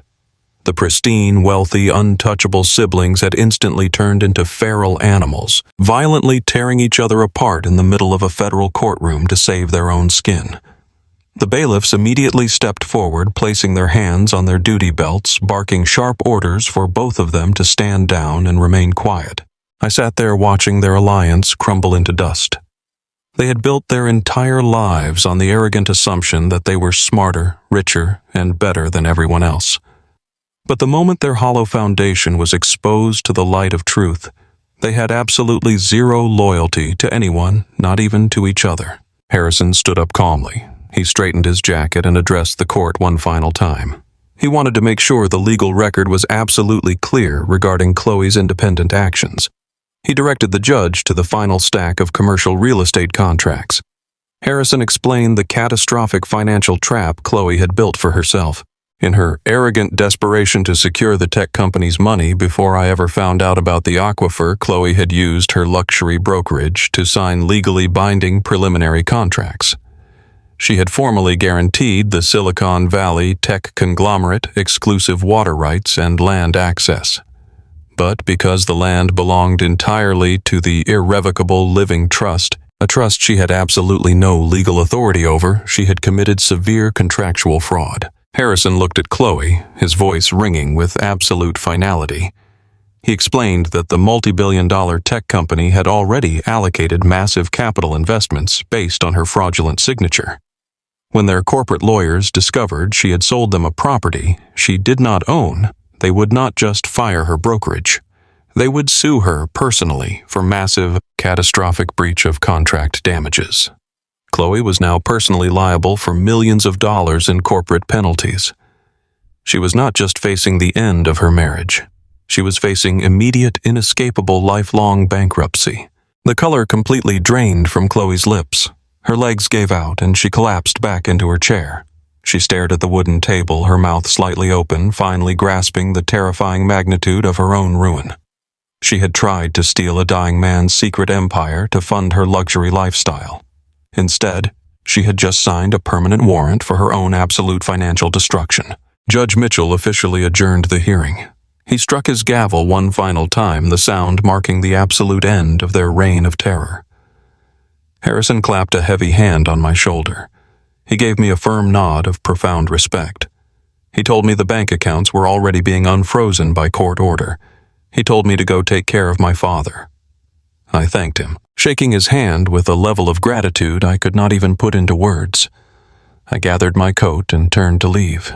I walked down the center aisle of the courtroom. I pushed open the heavy oak doors and stepped out into the expansive, marble-lined hallway of the municipal courthouse. The air outside the courtroom felt incredibly light. For the first time in what felt like a lifetime, the suffocating weight of fear and poverty was completely gone. I took a deep breath, ready to rush back to the hospital. Before I could take 10 steps toward the exit, I heard the frantic, desperate clicking of heels echoing sharply against the marble floor behind me. I heard my name called out. The voice was high-pitched, panicked and trembling with raw desperation. I stopped and slowly turned around. Chloe was practically running toward me. The flawless, confident luxury real estate broker was entirely gone. Her mascara was running down her cheeks in dark, messy streaks. Her hair was disheveled. She looked small, terrified, and utterly broken. She closed the distance between us and grabbed my arm with both of her shaking hands. She looked up at me, tears pouring from her eyes. But these were not the perfect calculated crocodile tears she had used on the witness stand. These were the very real tears of a woman who was staring directly into the abyss of total bankruptcy and federal investigation. She squeezed my arm tightly. She begged me to listen to her. Her voice cracked into a pathetic sob.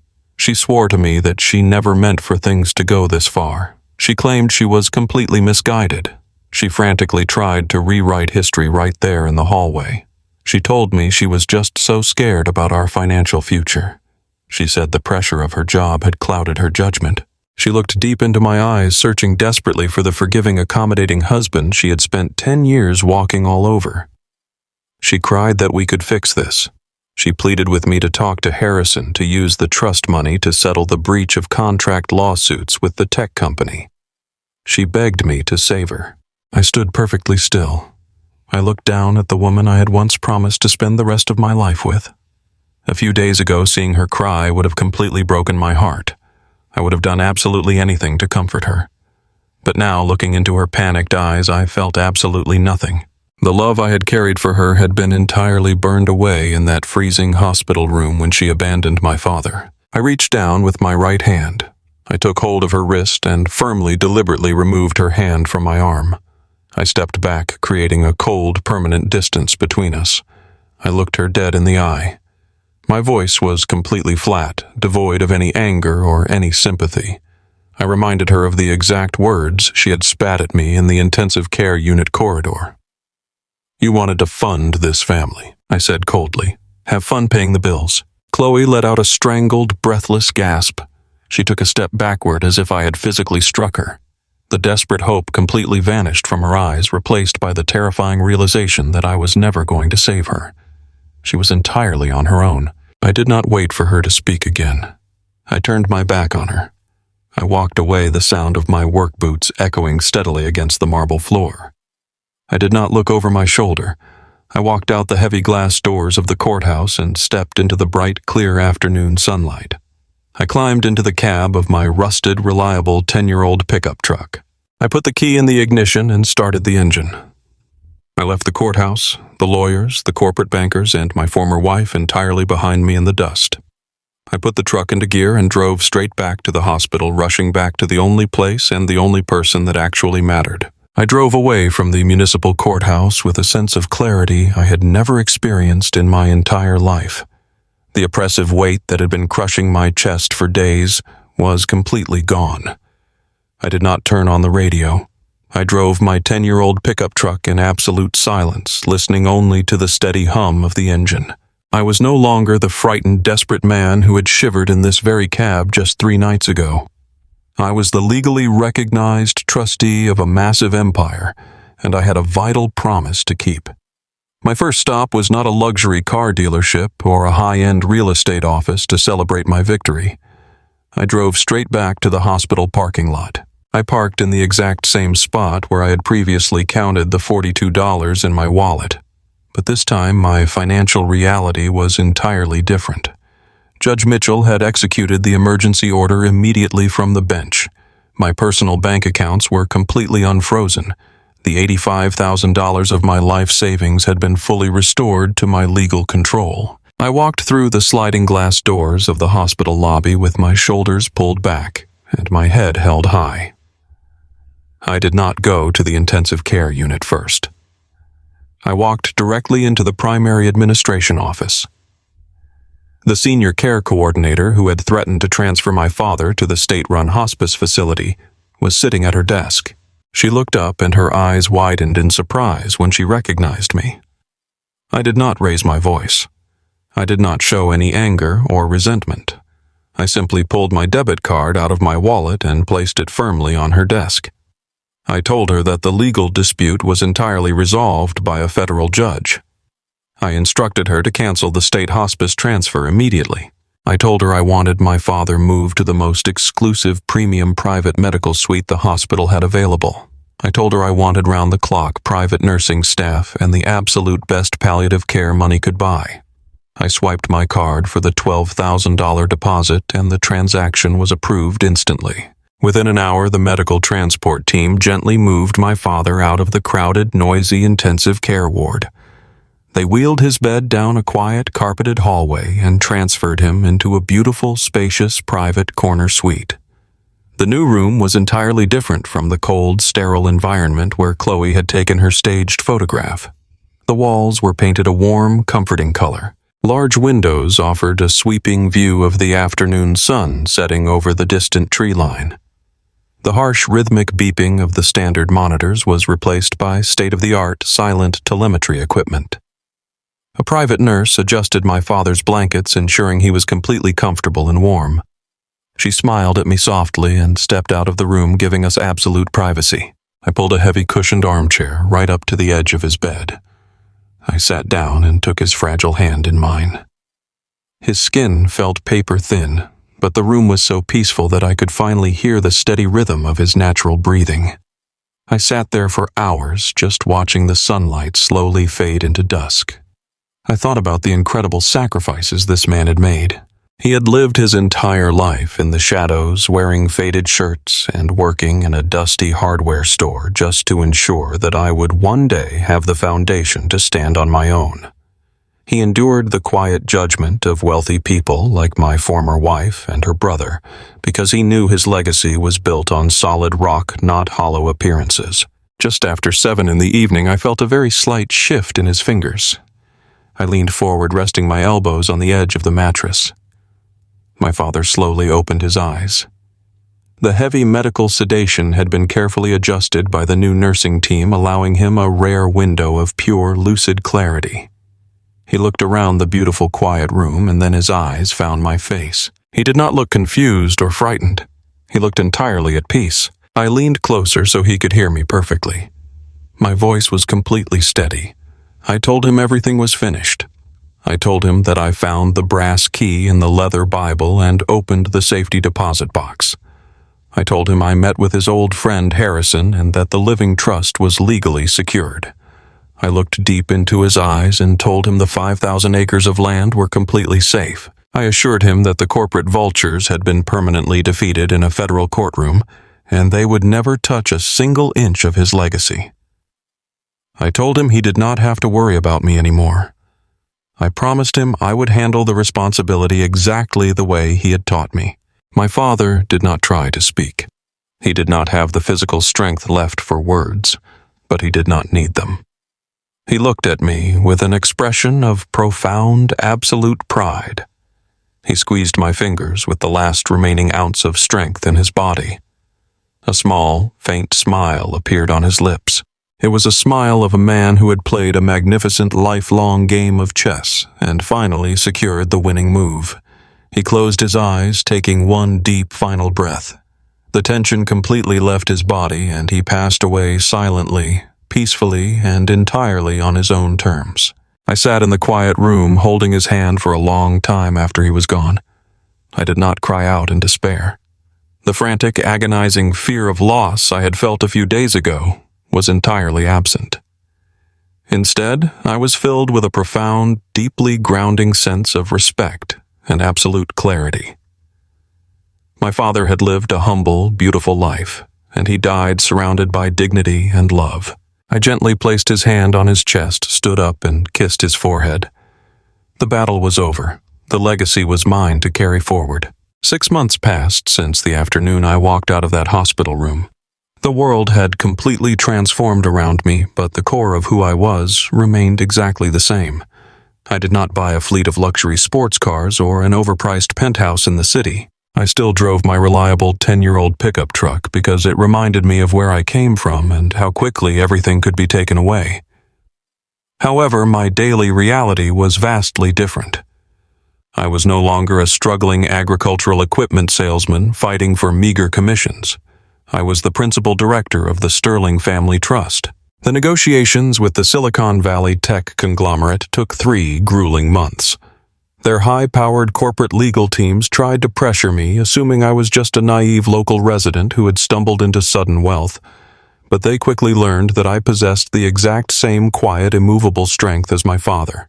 I sat across polished boardroom tables from billionaire executives and dictated the terms of the sale. I refused to let them bulldoze the entire property for their artificial intelligence data center.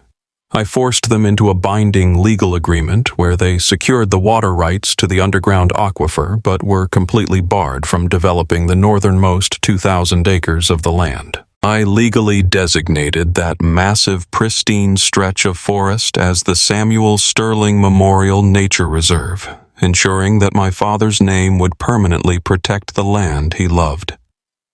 When the final contracts were signed, the trust received a staggering payout of $120 million. The money was securely diversified and heavily protected, ensuring generational stability that no corporate vulture could ever breach. Meanwhile, the people who had tried to destroy me faced a reality entirely of their own making.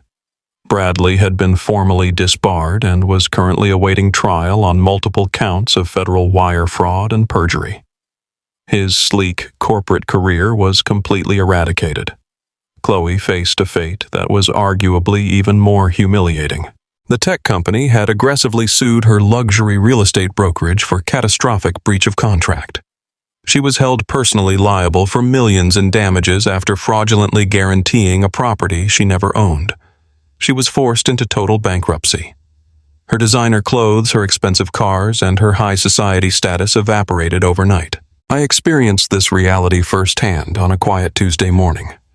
I was sitting at my desk in my new modest office reviewing charitable grant proposals for the trust. My assistant walked in and handed me a thick, rumpled envelope. The return address was a cheap apartment complex on the other side of the state. I recognized the frantic, messy handwriting immediately. It was from Chloe. I opened the envelope and pulled out 6 pages of tightly scrawled notebook paper. It was a pathetic, desperate monologue. She spent pages detailing her absolute misery. She wrote about how she was currently working double shifts at a discount retail store just to afford her basic rent and court-ordered legal restitution payments. Her hands were blistered. Her feet ached. She complained about the sheer indignity of serving customers who used to be her wealthy peers. But the true purpose of the letter was buried on the final page. She begged for a second chance. She claimed she had spent the last 6 months reflecting on our marriage and realized that she had thrown away a truly good man. She pleaded with me to remember the life we used to share. She asked if we could meet for a simple cup of coffee so she could apologize in person, hoping I would dip into my new fortune to rescue her from the consequences of her own horrific greed. I read the final sentence and felt absolutely nothing. There was no anger left in my heart. There was no lingering sadness. There was only the cold, objective realization that some people are entirely defined by the price tags they chase. I did not write a response. I did not call her to gloat. I simply stood up from my desk, walked over to the heavy-duty paper shredder in the corner of my office, and fed the entire 6-page letter into the spinning metal blades. I watched the frantic apologies turn into meaningless ribbons of paper falling into the waste bin. I walked over to my office window and looked out at the quiet town below. I thought about the journey that had brought me to this exact moment. I thought about the night I shivered in the freezing cab of my truck, believing my life was completely over. They had looked at an old man and a scuffed leather Bible and saw nothing but useless dust to be swept away. They believed that value was only found in tailored suits, luxury vehicles, and high-rise corporate banks. I looked at that same dust and found a foundation made of unbreakable steel. I learned the hardest and most valuable lesson a man can possibly learn. Never let the people who value price tags dictate your worth. Do not let arrogant minds convince you that your honest hard work is somehow a failure. Sometimes the absolute greatest treasures in this world are hidden quietly behind the things shallow people throw away. You just have to be willing to look closer and stand your ground when the storms arrive. If this story meant something to you, please leave a comment below about a time you stood your ground against someone who doubted your worth.